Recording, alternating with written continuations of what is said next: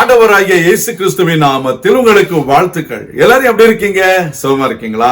சந்தோஷமா இருக்கீங்களா?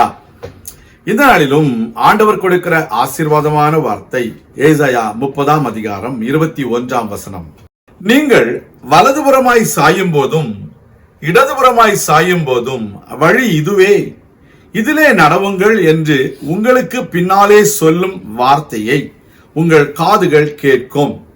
அருமையான தேவனுடைய பிள்ளைகளே, நம்முடைய வாழ்க்கையில நாம் என்ன செய்வதென்று அறியாமல் திகைக்கிற வேளையில நாம் தேவனை நோக்கி கூப்பிடும் பொழுது அவர் உருக்கமாக நமக்கு இறங்கி உடனடியாக நமக்கு பதில் தருவேன் என்று மேலே உள்ள வசனங்களில் சொல்லுகிறார்.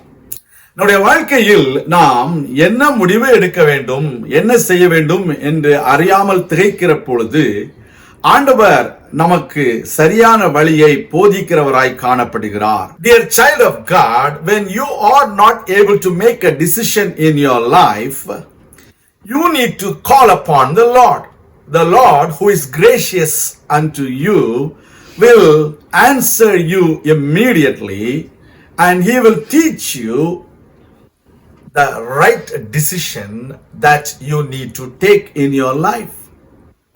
நம்முடைய வாழ்க்கையில நாம் வலதுபுறமாய் சாயும் போதும் இடதுபுறமாய் சாயும் போதும் வழி இதுவே, இதிலே நடவுங்கள் என்று சொல்கிற ஒரு சத்தம் உண்டாகுமா? You will hear a voice saying that this is the right path you need to walk. How? This is the word of God. He will teach you through the teachers. காசா வனாந்தரத்திலே எத்தியோப்பிய மந்திரியுடைய பொக்கிஷதாரன் ஆகிய ஒரு மனிதன் ஏசாயா தீர்க்கதரிசன புத்தகத்தை படித்துக் கொண்டிருந்தான். அவனுக்கு அது புரியவில்லை, என்ன செய்ய வேண்டும் என்று தெரியவில்லை. அப்பொழுது பிலிப்பு என்றதான சுவிசேஷகனை ஆவியானவர் அந்த வனாந்தரத்திற்கு அனுப்பி அவனிடத்தில் ஆண்டவராகிய இயேசு கிறிஸ்துவை குறித்து பிரசங்கம் பண்ணும்படிக்கு உதவி செய்தார். அதே போல உங்கள் வாழ்க்கையிலும் தேவனுடைய ஆவியானவர் ஊழியக்காரரை அனுப்பி உங்களுக்கு நீங்கள் எடுக்க வேண்டிய தீர்மானத்தை உங்களுக்கு அவர் போதிக்க உதவி செய்வார். There was a time in the book of Acts of Apostles, the eunuch who was from Ethiopia did not know the interpretation of the word of God. The Holy Spirit sent evangelist Philip to go and explain him to obey the word of God by baptism. The same way, the Lord will send you teachers to teach you the right path, right decision that you need to take. நம்முடைய வாழ்க்கையில ஆவியானவர் போதகர்களை நமக்கு அனுப்புகிறார். உன்னுடைய கண்கள் போதகர்களை காணும் என்று 20வது வசனத்தில் வாசிக்கிறோம். Your eyes will see the teachers. That is how God is going to teach us. நம்முடைய வாழ்க்கையில நம்முடைய காரியங்களை தேவனிடத்தில் ஒப்பு கொடுப்போம்.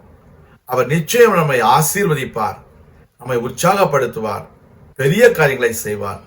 நான் உங்களுக்காக ஜெபிக்கிறேன். எங்கள் அன்பின் ஆண்டவரே, நாங்கள் நடக்க வேண்டிய வழியை அறியாமல் திகைத்து நிற்கிற வேளையில உம்முடைய தேவ தூதனை அனுப்பி, போதகர்களை அனுப்பி, ஆவியானவரை அனுப்பி நீர் எங்களை சரியான பாதையிலே நடத்துவேன் என்று சொன்னீரே, உமக்கு நன்றி. இந்த வேளையிலும் உம்முடைய பிள்ளைகள் அநேகர் என்ன தீர்மானம் எடுக்க வேண்டும் என்று அறியாமல் இருக்கிறார்கள்.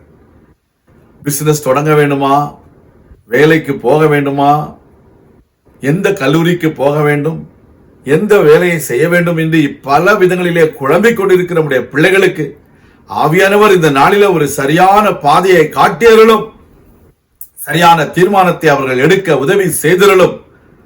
உம்முடைய நாமத்தை மகிமைப்படுத்தும். உம்முடைய கரங்களிலே தாழ்த்தி ஒப்புக் கொடுக்கிறோம். பெரிய காரியங்களை செய்தருளும். இயேசு கிறிஸ்துவின் நாமத்தில் ஜெபிக்கிறோம் எங்கள் நல்ல பிதாவே, ஆமேன். கர்த்தர் தாமே உங்களை ஆசீர்வதிப்பாராக. ஆமேன்.